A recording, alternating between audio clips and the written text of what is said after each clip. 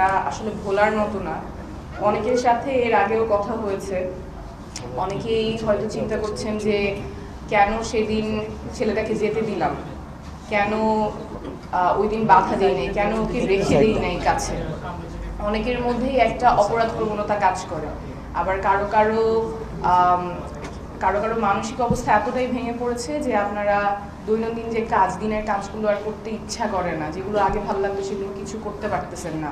আপনার সন্তানের কথা মনে পড়ছে, ভাইয়ের কথা মনে পড়ছে। এই অবস্থা এটা আসলে মানে একটা রাষ্ট্রের ব্যবস্থা, রাষ্ট্রের নিরাপত্তা বাহিনী নিজের সন্তানকে খুন করেছে, এটা আসলে মেনে নেওয়া কষ্টকর। সন্তানের যে কোনো মৃত্যুই কষ্টকর, কিন্তু এইভাবে সন্তানকে হারাবেন সেটা তো কেউ চিন্তা করেননি। যেই জন্য আপনাদের এই ট্রমাটা আমাদের রাষ্ট্রেরই দায় নিতে হবে।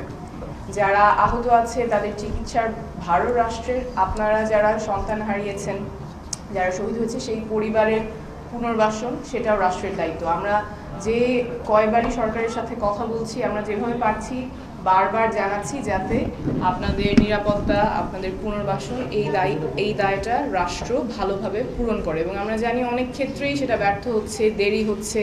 শহীদ পরিবারের চিকিৎসা যদিও বলা হচ্ছে যে একদম ফার্স্ট প্রায়োরিটি পাবে হাসপাতালে গেলে, কিন্তু আমরা শুনছি যে আপনি যখন হাসপাতালে যান কাকে বলবেন, কোথায় বলবেন, সেই নির্দেশনাটা নাই।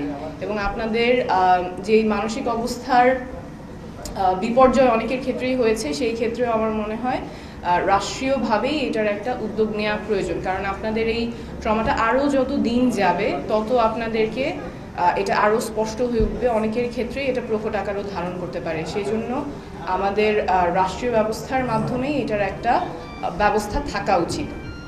আর আপনাদের যে কোনো সমস্যায় আমাদের সাকিব ভাই আছেন, আরও অনেকেই এখানে আছেন, যে কোনো সমস্যায় আমরা পাশে থাকবো। এটা এনসিপি হিসেবে না, এটা কোনো রাজনৈতিক দল হিসেবে না, দেশের প্রতি আপনারা যে ত্যাগ স্বীকার করেছেন সেই দায় থেকেই আমরা সবাই আপনাদের যে কোনো প্রয়োজনে পাশে থাকতে চাই।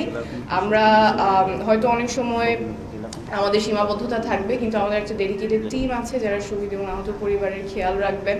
আপনারা যোগাযোগ করবেন আমাদের এখানে যারা লোকাল প্রতিনিধি আছেন তাদের সাথে, যে কোনো প্রয়োজনে আমরা সর্বোচ্চটা দিয়ে আপনাদের পাশে থাকার চেষ্টা করব।